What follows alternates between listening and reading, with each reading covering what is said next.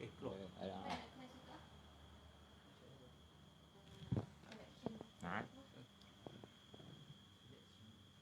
Assalamualaikum warahmatullahi wabarakatuh. Ya, malam ni pembentangan akhir kita bagi Tan Melaka Tua di Johor. Sekejap, bunyi pula benda ni. Ya, malam ni pembentangan akhir kita.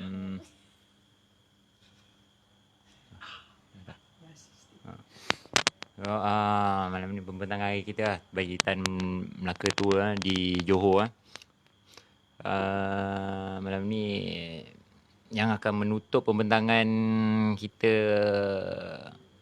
hari ini adalah Ben Zali, seperti yang mana semua telah kenal dan saudara-saudari yang menonton telah ketahui. Tajuk kita malam ni sikit lah, padat sikit lah. Kita kompreskan 3 tajuk. Sekali. Yang pertama sekali anti-university. Yang kedua monumental dan binatangism. So, okay lah. Kita akan mulakan lah. Saya serahkan pada saudara Ben Zali. Kamera elok mana? Okay. Okay ya? Okay.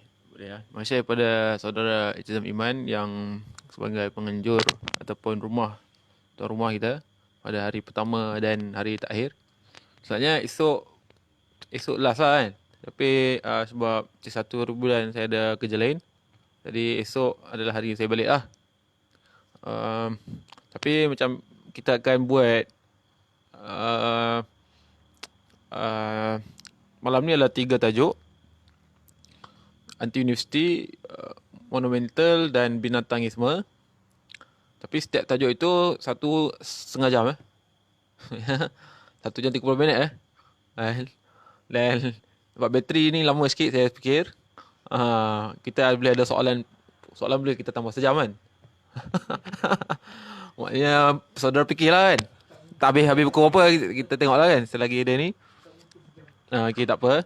Kita cuba buatlah paling lama soalan pun sejam lah. Lepas tu sesi diskusi selepas diskusi lah. Jadi diskusi Tan Melaka Tua ini kita buat kita dah pernah buat diskusi tour. Jadi cumanya bila tahun ni kita ada buat buku Tan Melaka untuk pemula. Dan buku dia sudah saudara-saudara semua sudah tahu. Tan Melaka untuk pemula. Jadi kita pun sudah buat pelancaran dia di Kuala Lumpur. Kemudian kita ada buat di perbincangan di Pahang, di Temeloh, baca. Kemudian di UPSI, anjuran ilmu jalanan. Sekarang ke Johor dan saya namakan benda ni dah buat berderet ni saya namakan saja Tan Melaka Tua. Dan akan datang bulan 12 akan buat di Penang, Tan Melaka. Cuma disebabkan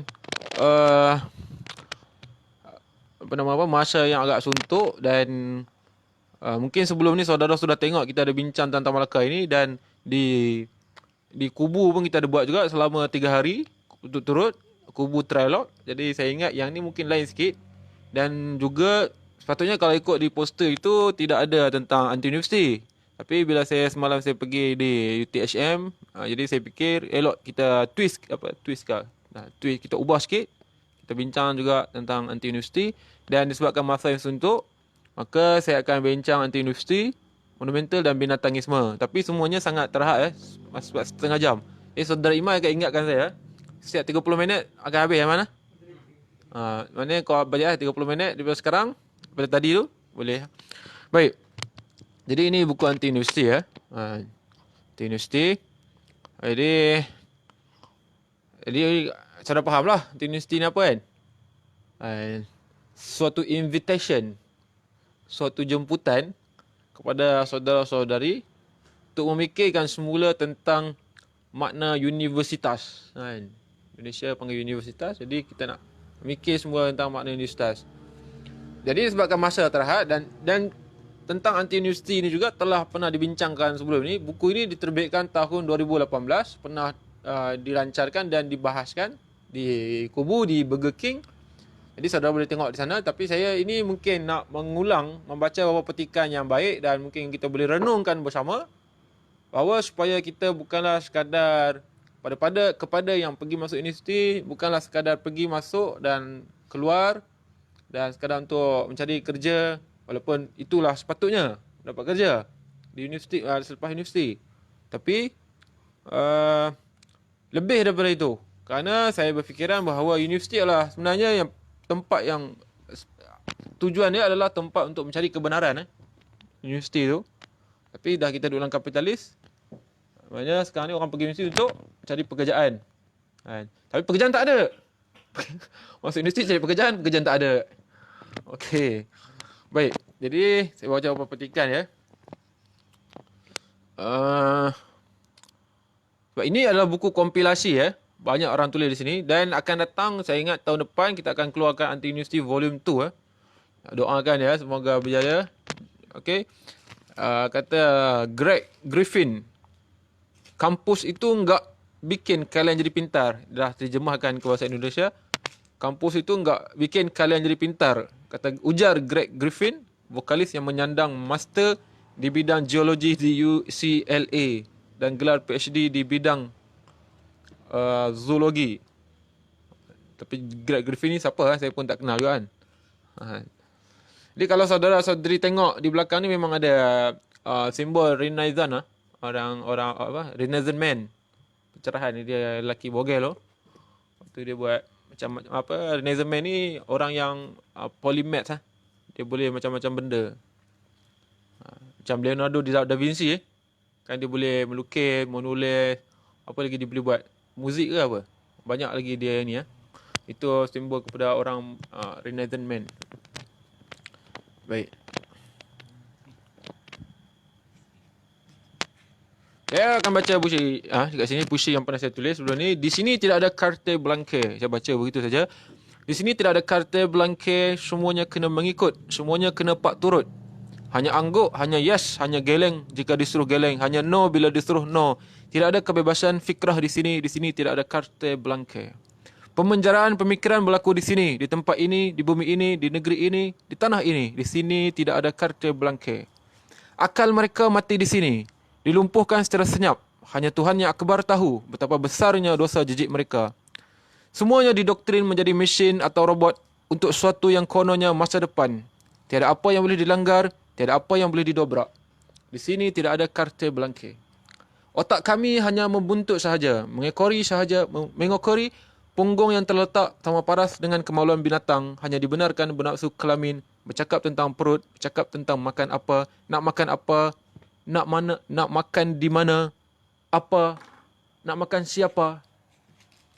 Di sini tidak ada carte blanche. Apa itu carte blanche? Apa itu carte blanche? Kebebasan melaksanakan sesuatu mengikut kebijaksanaan sendiri. Okey, daripada koleksi puisi masturbasi.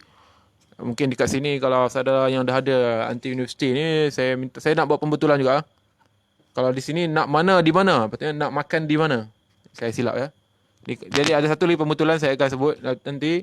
Jadi siapa yang ada anti universiti ni, saya mohon maaf.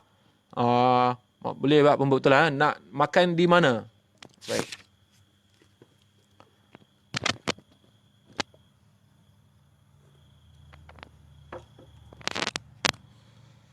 Jadi pernahkah anda membayangkan dunia tanpa universiti?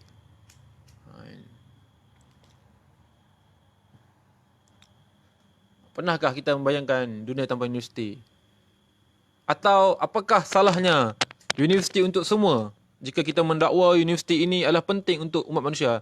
Jika kita mendakwa universiti ini penting untuk semua, kenapa tak bagi untuk semua? Nampak tak? Kau dakwa itu penting kan? Macam air penting tak? Tapi air dapat semua kan? Semua Tuhan bagi memang kena dapat air lah, lahir-lahir kan? Tapi penting lah kan? Tapi kita katakan, jika saudara-saudari mengatakan universiti itu penting, tapi kenapa universiti ini tidak diberikan kepada semua? Baik. Saya tak akan baca semua, saya baca yang saya rasa penting saja.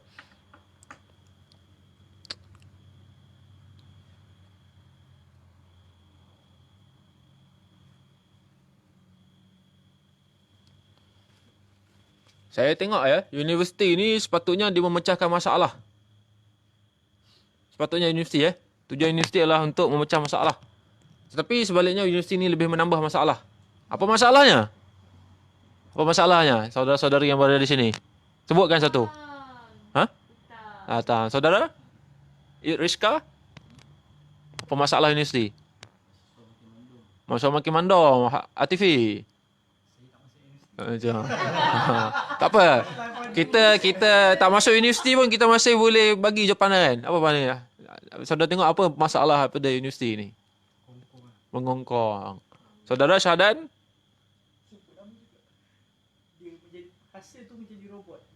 Hasil menjadi robot. Saudara, itu sama. Kadang ternakan. Saya telah sebutkan ya, ini masalah-masalah dia. Saudara-saudari yang menonton di live boleh berikan. Adakah universiti ini lebih memecah masalah atau menambah masalah? Baik, saya sebutkan di nota kaki adalah ini bukanlah sebuah masalah yang sembang kosong. Sebaliknya, ia sememangnya benar-benar berlaku. Betapa banyak universiti swasta dan kolej universiti swasta didirikan seperti Queen Insaniah di Kedah. Sekarang nama dia apa? Saya ingat nama dia Unishams.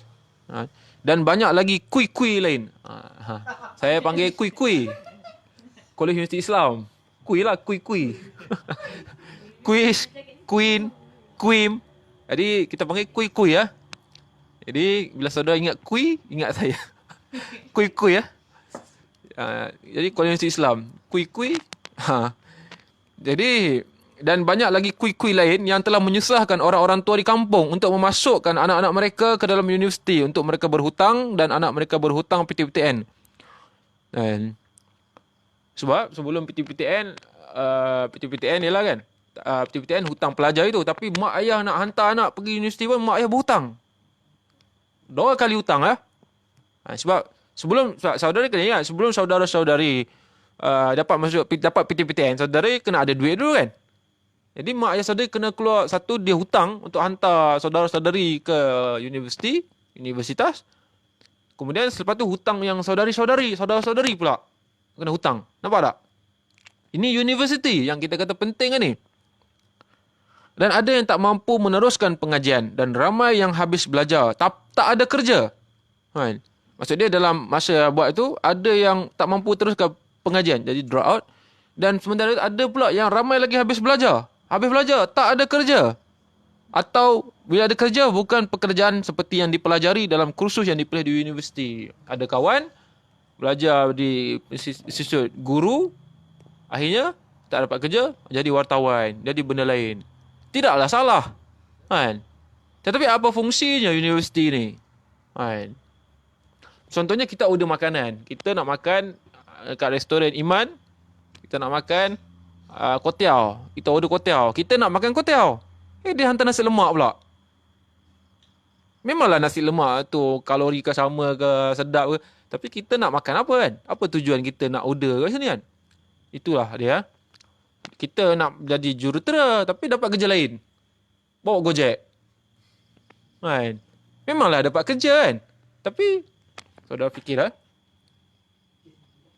Baik. Jadi kemudian dalam hal membuat iklan marketing untuk menarik lepasan-lepasan sekolah untuk masuk ke universiti, universiti memang nombor 1. Buat flyer sana sini, keluar surat khabar, radio, TV, kadang ustaz-ustazah atau selebriti popular digunakan dan dikekalkan sebagai daya pikat untuk menarik lepasan-lepasan sekolah tadi untuk masuk universiti. Dipanggil duta-duta orang-orang artis ya. Saya UTSM ada artis yang panggil. Siapa dia? Sebutkan satu. Kaibah. Kaibah agak moden. Saya tak kenal Kaibah ni siapa. Saya minta maaf sebab saya tak tengok TV ya. Jadi saya pun tak tahu apa yang berlaku di dalam TV. Lagi ada lagi artis yang lagi. Acik Spin dah. Okey, tu kenal. Tu lama kan? Kita kenal. Okey, tu lama. Tapi ni dia dah hijab kan? Okey, senior Diana. Jadi, nampak? Terbaru di saya alma mater saya di quiz, dipanggilnya Norman KRU sebagai daya pikat. Jadi dia pandai. Dia panggil orang, dia buat iklan, flyer besar-besar, billboard. Pandai. Tetapi seterusnya, selepas berjaya menjerat mereka untuk masuk ke universiti, dipaksa meminjam PTPTN, sudah membayar wang pendahuluan deposit yang lumayan. Sebab nak masuk, sebelum nak dapat PTPTN, saudara kena bayar deposit dulu. Betul?